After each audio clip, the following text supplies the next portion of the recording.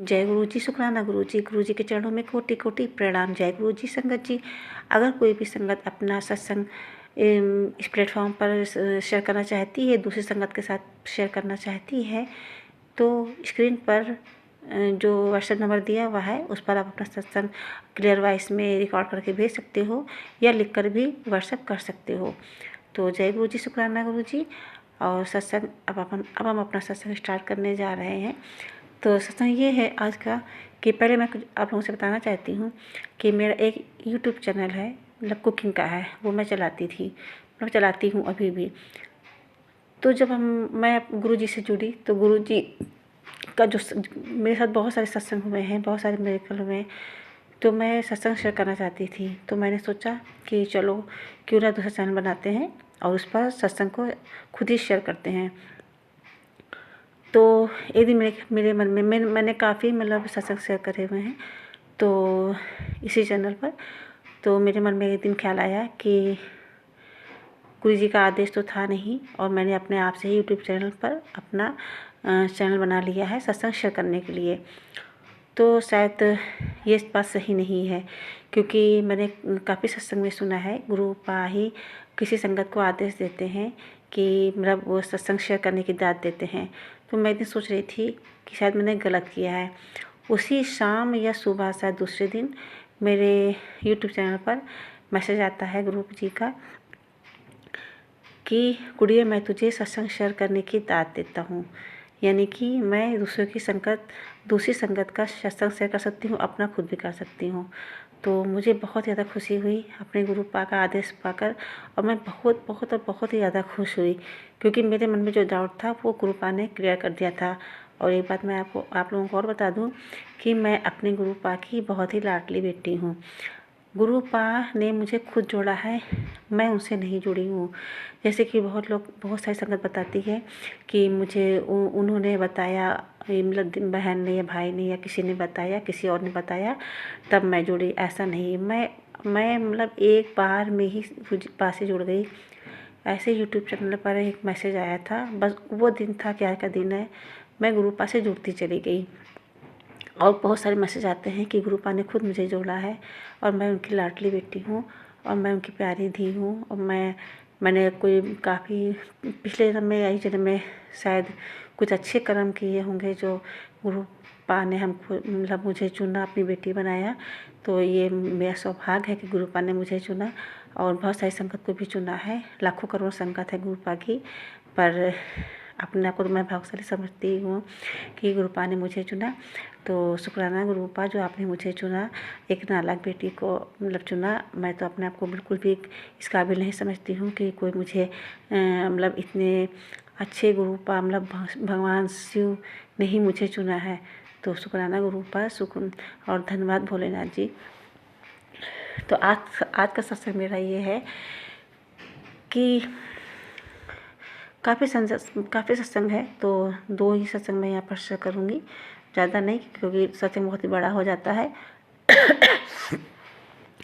तो कुछ दिन पहले की बात है, अभी मैंने सत्संग में भी सुना था कि सर्दियाँ पड़ रही हैं, तो डॉग वगैरह होते हैं बाहर, तो उनको कुछ मतलब अपने बच्चों के या कोई भी कपड़े उन लोगों को पहना देना चाहिए, क्योंकि उनके भी जान होती है, या किसी भी जानवर को भी ठंड से बचने के लिए कुछ भी आप मतलब उसमें कुछ भी सहयोग कर सकते हैं। तो ऐसे ही मतलब मेरे ख्याल में आ रहा था। और एक सत्संग मैंने आंटी जी का सुना था कि वो बोल रही थी कि गाय को रोटी मतलब बासी खाना या बहुत पुराना खाना, ऐसे सड़ा हुआ चीज़ें नहीं खिलानी चाहिए, नहीं डालनी चाहिए, अच्छा खाना ही खिलाना चाहिए। तो वो लोग क्या करते हैं, ख़राब खाना होता है वही डाल देते हैं। मैं भी डाल देती थी, हाँ कुछ थोड़ा सा वैसा 2 दिन का हो गया तो मैं फिर डाल देती थी, अभी भी डालती हूँ, लेकिन बहुत ज़्यादा ख़राब नहीं डालती हूँ कि कोई जानवर खाए तो बीमार पड़े, क्योंकि उनकी भी तो जान होती है। तो ये सोचकर मुझे भी अपने आप पर बहुत शर्मिंदगी महसूस हुई कि शायद मैं भी ऐसा करती थी। तो शुक्राना गुरु पा मुझे ये मैसेज देने के लिए आंटी जी के द्वारा। तो उसके सब बाद ही मतलब एक दिन ऐसा हुआ कि मैंने चाय बनाई थी। ये मेरा सत्संग थोड़ा सा गुरु पापा से क्षमा मांगने के लिए भी है। किसी संगत को अगर मेरा ये मैसेज मिलता है, मतलब मेरी सत्संग से किसी को ये मैसेज मिलता है, तो शुक्राना गुरुपा कि किसी के मैं थोड़ा सा काम आ सकी। तो सत्संग ये है कि मतलब एक दिन मैंने चाय बनाई और सभी को मतलब नाश्ता वगैरह दिया।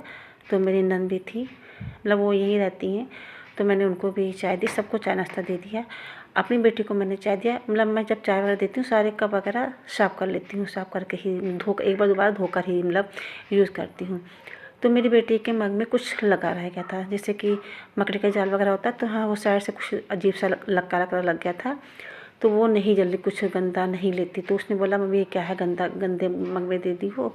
तो मैंने कहा चलो कोई नहीं, अंदर गंदा नहीं, ये थोड़ा बाहर लगा रहेगा, धोकर तो मैंने दिया था। तो लेकिन उसने नहीं पिया चाय। तो मैंने क्या किया, वो हमने कहा चलो सब, मतलब मेरी नंद को चाय बहुत ही ज़्यादा पसंद है, मैं उनको दे चुकी थी, लेकिन फिर मैंने क्या किया, मैंने कहा चलो सब बुआ को दे देते हैं, वो पी लेंगी। अरे ये तो मेरी गलती ही थी ना, गुरु जी मुझे माफ़ कीजिएगा, संगत जी मुझे माफ़ कीजिएगा। भले ही वो मतलब चाय अच्छी थी, मग गंदा था, पर मेरे मन में बहुत ही बुरा ये बात, मैं मतलब अपने आप में बहुत ज़्यादा बुरा फील कर रही थी कि मैंने ऐसा क्यों किया, ये गलत चीज़ है, गलत तो है ही, क्योंकि मैंने कभी अपनी जान में, अपनी समझ में कभी किसी के साथ गलत व्यवहार नहीं किया है, गलत चीज़ किसी को खाने को नहीं दी है। सबको अच्छे से अच्छा खाना देने की कोशिश, अपना या पराया कोई भी हो, मैं अच्छे से अच्छा मतलब देने की कोशिश करती हूँ कि किसी को कुछ गलत चीज़ ना दूँ। जैसे मेरे बच्चे वैसे वो भी लड़की, ठीक है। तो मैंने मतलब उसको चाय दे दी और दे दी, मैं सोचती रही, फिर जैसे ही मैंने सोचा कि नहीं ये गलत है, उसको भी नहीं देते, तो मैंने उससे मतलब सोचा ले लें वापस। लेकिन वो उसको मैं थोड़ा सा पी चुकी थी। अब जब वो पी ही चुकी थी तो फिर क्या ही है वापस करना, पी ली। लेकिन वो चाय गंदी नहीं थी संगत जी, ख़राब नहीं थी, कुछ गंदा उसमें पड़ा नहीं था, कीड़ा वगैरह, बाहर से मग गंदा था थोड़ा सा। तो बस मेरे ख्याल में यही आया कि नहीं, जब मेरी बेटी नहीं पी रही है तो वो भी तो बेटी है, वो भी तो मेरी बेटी जैसी ही है ना, तो उसको भी नहीं देना चाहिए था, ये गलत है। तो माफ़ कीजिएगा मुझे गुरुपा, अगर किसी मतलब भगवान तो देखते हैं ना गलत चीज़ें, तो अगर हम मेरे बच्चे अपना गलत कुछ नहीं खा रहे हैं, वो कुछ उनको हम कुछ गलत नहीं दे रहे हैं, तो किसी दूसरे को कैसे दे सकते हैं। वो चाय तो थी, उसको वहाँ पे फेंक देना चाहिए था, मैंने ऐसा नहीं किया। तो गुरुपा मुझे माफ़ करें। तो आप लोग भी कभी ऐसा ना करें कि कोई भी चीज़ गलत किसी को दें, क्योंकि भगवान देखते हैं, अगर हम किसी को मतलब छुपी गलत चीज़ खराब चीज़ को दे रहे हैं तो वो भगवान देखते हैं। तो वैसे मैं कभी ऐसा नहीं करती हूँ, सबके साथ अच्छा ही मतलब अच्छी चीज़ ही दे किसी को देना खिलाना पसंद करती हूँ। तो ये था मेरा क्षमा गुरुपा से क्षमा मांगने का सत्संग। और दूसरा ये था कि मेरे भैया गिर गए थे, मेरे भैया दीपावली के पहले वो मेरे पास मैसेज काफ़ी आ रहे थे कि जो है तेरे बेटे पे कष्ट है, तेरे परिवार पे कष्ट है। तो मैं बहुत ज़्यादा डर जाती थी, डरती नहीं थी, मैं डरती नहीं हूँ क्योंकि गुरुपा मेरे साथ हैं। अब तो डरना छोड़ दिया, फिर भी थोड़ा सा टेंशन तो हो ही जाती है कि हाँ पता नहीं क्या होने वाला है, पता नहीं क्या होने वाला है। गुरुपा से अरदास भी कर देते हैं, गुरुपा सब कुछ अच्छा रखेगा, कोई जो भी कष्ट आने वाला है, जो भी संकट आने वाला है, उसको आप टाल दीजिएगा, छोटे में ही कटवा दीजिएगा। तो गुरुपा कटवाते हैं, बहुत सारे कष्ट कटवाते हैं, बहुत सारे मैसेज आते हैं कि मतलब तुम्हारा कितने ही कष्ट मैं सपने में काट देता हूँ। तो ये सच है कि पता नहीं कितने सपने ऐसे देखते हैं, तो रात भर सपने में ही परेशान रहते हैं। याद तो मुझे नहीं रहता बहुत ज़्यादा, मैं सपने भूल जाती हूँ, कुछ कुछ याद रहता है, कोई कोई ही याद रहते हैं।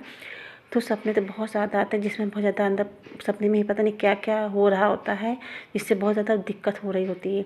तो यही लगता है कि सुबह उठकर सोचते हैं क्या था, पर यही सोचते हैं कुछ गलत ही हो रहा था। तो शायद हमें लगता है गुरुपा कोई कष्ट ही काट रहे होंगे, कोई बीमारी काट रहे होंगे, कोई भी कष्ट काट रहे होंगे। तो जय गुरु जी, शुक्राना गुरु जी। तो गुरुपा मेरे कष्ट काटते हैं, सभी संगतों के कष्ट काटते हैं। तो उस दिन भी ऐसा ही था, काफ़ी सत्संग में हमने सुना भी था और मैसेज भी आ रहे थे कि संकट आने वाला है। तो यही था, दीपावली पहले मेरे बड़े भैया हैं, डॉगी को लेकर जा रहे थे, तो डॉगी काफ़ी तेज़ से भागा, तो मेरे भैया जीने से ऊपर से नीचे गिर गए पीठ के बल।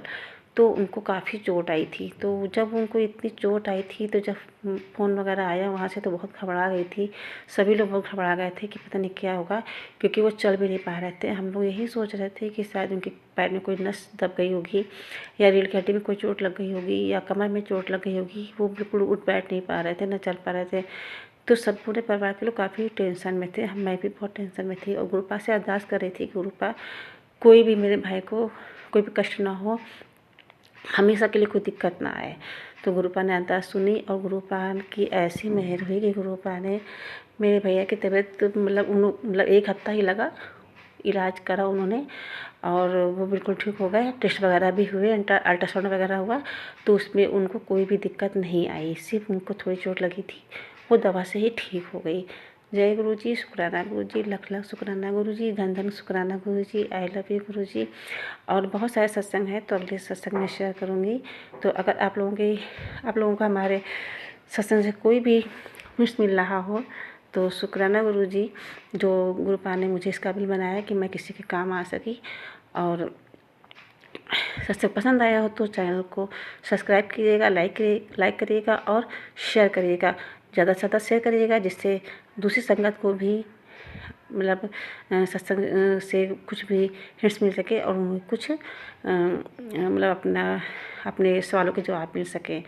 और बेल आइकन को ज़रूर प्रेस कर दीजिएगा, जिससे मेरी अगली जो भी सत्संग हम डालते हैं तो तुरंत आप लोगों के पास पहुंच सके। जय गुरु जी, शुक्राना गुरु जी। और शुरू में मैं मंत्र जाप करना भूल गई थी, तो गुरुपा मुझे माफ़ कीजिएगा, मुझे क्षमा कीजिएगा। ओम नमः शिवाय, शिवजी दासा है। ओम नमः शिवाय, गुरु जी सदा है। ओम नमः शिवाय, शिवजी दासा है। ओम नमः शिवाय, गुरु जी सदा है। जय गुरु जी, शुक्राना गुरु जी, लख लख शुक्राना गुरु जी। गुरु जी के चरणों में कोटि कोटि प्रणाम। जय गुरु जी, संगत जी।